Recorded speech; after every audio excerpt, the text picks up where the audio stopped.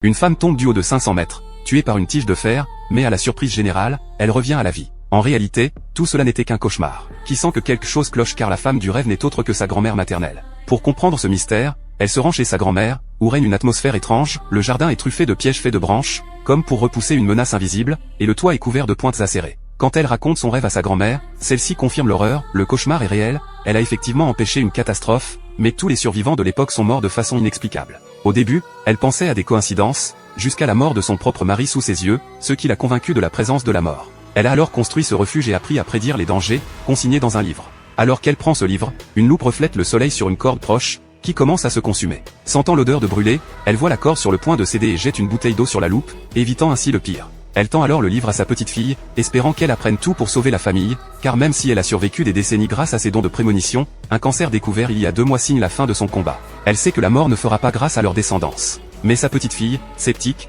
pense qu'elle a perdu la raison et tente de partir. La grand-mère la supplie de rester, mais juste au moment où elle franchit la porte, un vent violent se lève, annonciateur de la mort. En sachant que son temps est compté, la grand-mère décide de sortir pour protéger la lignée, en priant désespérément que sa petite fille prenne le livre et sauve la famille.